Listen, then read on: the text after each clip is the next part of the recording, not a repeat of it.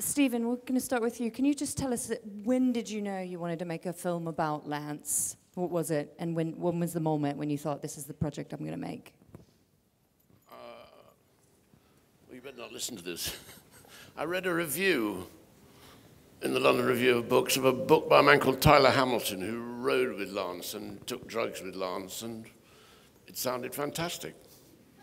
What in particular? What was it that really made you think he'd be an Oh, you know, the drugs, the excitement. Drugs. And it just sounded extraordinary. And then Tyler Hamilton wouldn't sell us the book. So we moved on to the next book, which was David's. And what a good choice it was. Oh, that's nice. There you are. Come on, David, say thank you. David and John, I'd like to talk to you, both of you guys, a little bit about... can you first, David, just talk... You worked for a long time, was it 13 years, sort of pushing to try to expose the lies he was telling. Can you talk about whether these guys got it right? How close is this to the Lance that you knew and understood? Yeah, the greatest satisfaction for me in the film is that I think journalistically it's incredibly strong. It's remained wonderfully true to the story. And from my point of view, that's a big thing, because a lot of time was spent trying to establish the truth. There were steps along the way. And it's incredibly important that that's recorded in a way that seems authentic, and that's the biggest plus for me. We always knew there would be a Lance movie. We just never thought it would be a movie like this. And thank God, this is it. And John, can you talk about the process of adapting and how you and David worked together? Talk about that a little bit, please. Yeah, the first time I met David, I introduced myself as once having given EPO, and he was absolutely horrified. That was because once upon a long time ago I was a doctor, so I was involved in giving EPO. But I think he thought I'd been dabbling in the other side. Yeah, there's a wealth of information from David and from other sources, such as the sworn statements that were given during the USADA inquiry and that sort of thing. And it was really, I think, through David's account of it, we found a path through a very sprawling and at times confusing story with very many characters.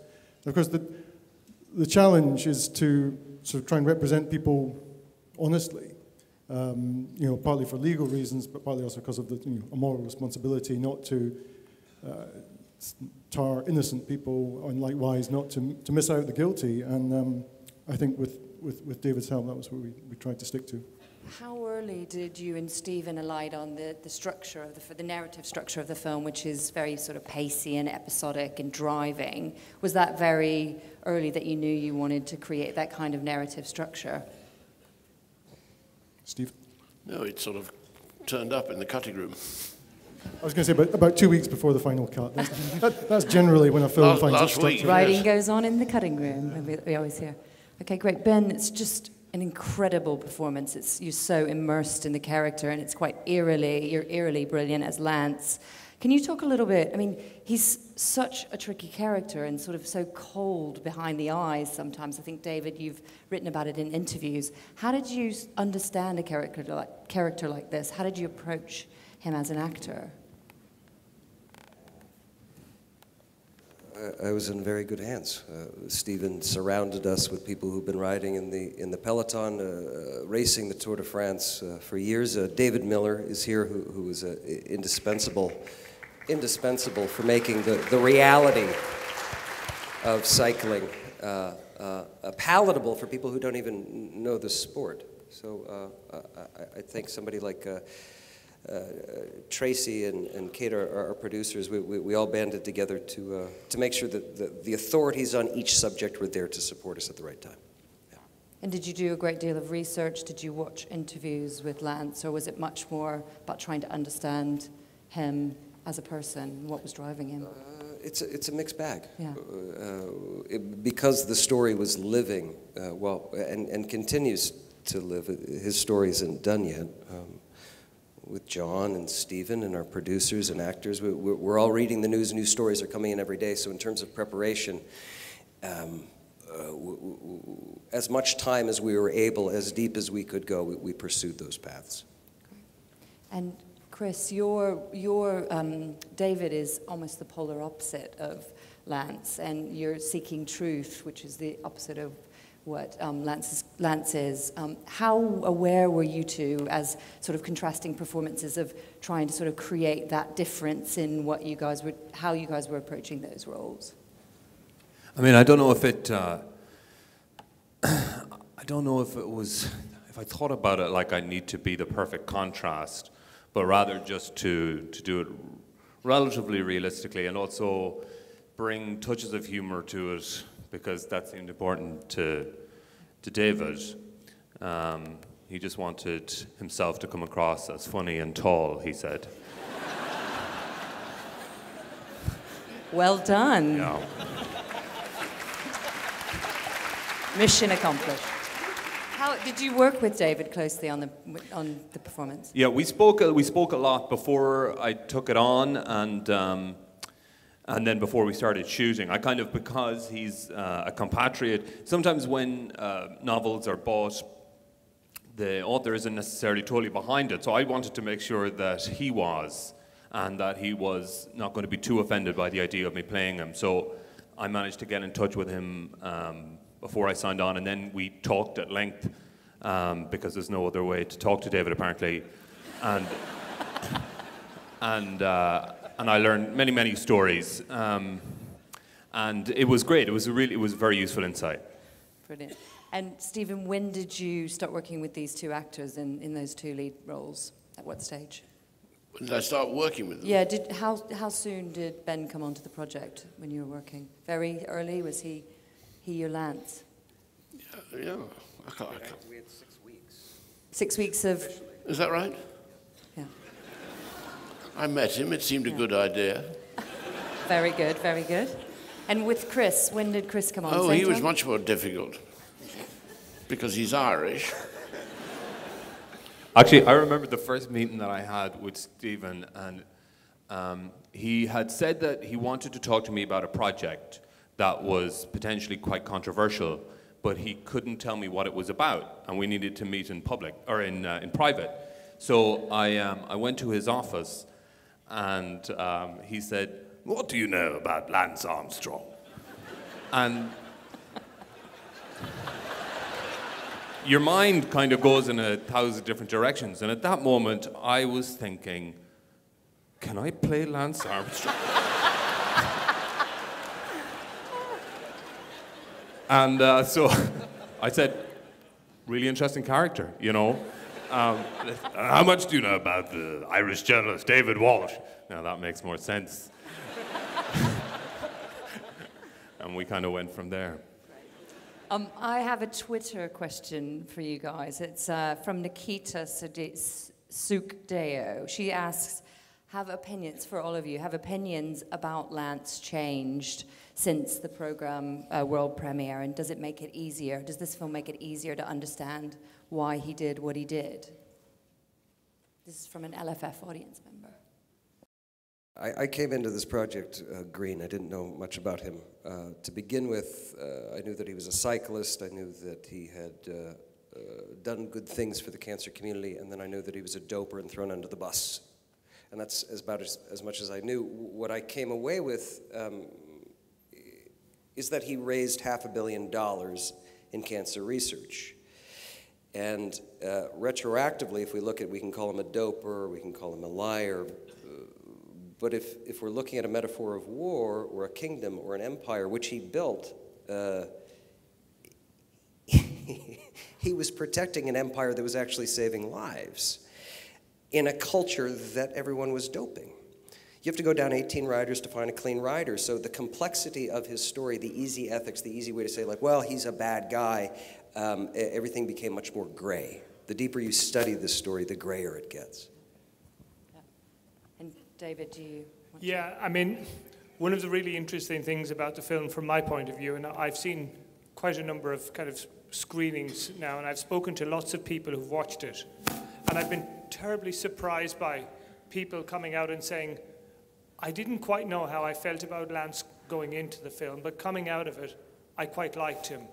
And I think that's been Stephen's and Ben's greatest achievement here, in that they've portrayed Lance in a very nuanced way. And I think it really does depend on what mindset you bring when you're coming. There are people kind of leaving this cinema tonight saying, I've got a sneaking regard for him. But as the kind of journalist guy who was involved with it, I go back to the authenticity of what everybody has done in this movie, because Ben is right. You know, Lance did help to raise $500 million. Not much of it was used for cancer research. It was most of it was used for cancer awareness. But the thing is, it's there in the film. Floyd Landis talks about Lance using it as a f***ing shield to protect him, and he did. He did the good work that's there. You see him with that kid, that's authentic, but it was also a shield. So, you know, there's two ways of looking at almost everything he does. Right.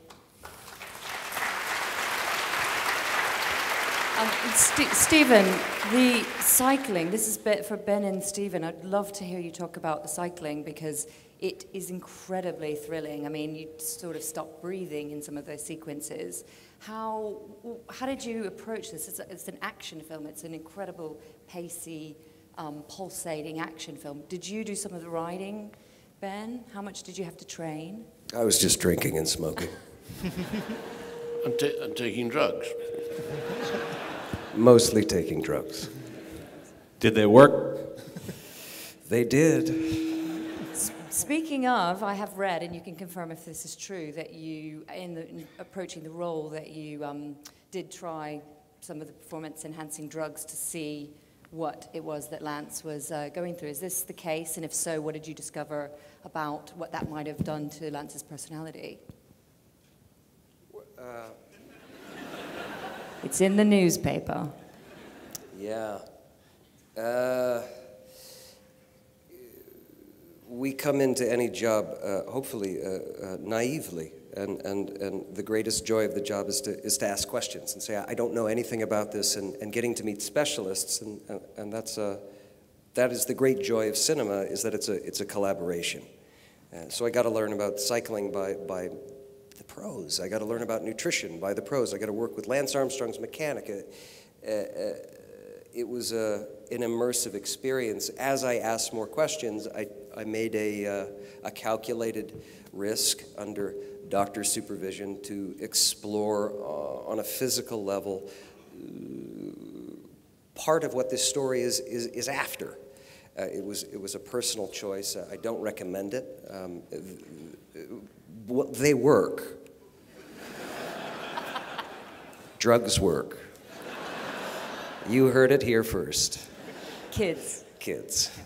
But there's a fallout, and there are consequences. So that was just one element into the preparation that I thought was going to enrich what shows up. Yeah. And Stephen, for you, in terms of story and narrative, is there a very clear pre-drugs Lance and a post-drugs Lance?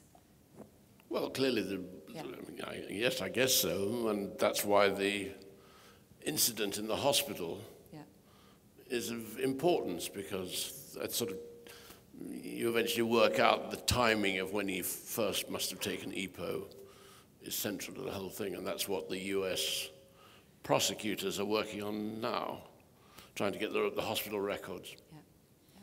Great, and I have another Twitter question for you guys. It's from Jodie Mikaf. She asked Ben, what's it like being you? And but there's a bit that you can actually... Kind of awkward. There's a bit you can answer here. And would you ever do stage show in London again? Without a doubt. Without a doubt. I was able to do a streetcar here at the Young Vic with Benedict Andrews, who hopefully is here, didn't run screaming out of this theater to his next one. But it was a joy being here. It's an absolute joy. The appreciation for the performing arts is unparalleled. Yeah. And Stephen, you're working on a new non-fiction project as well. So your last 3 projects have been non-fiction. Is this a coincidence? Are you more interested in fact than fiction right now? Can you talk a little bit about this?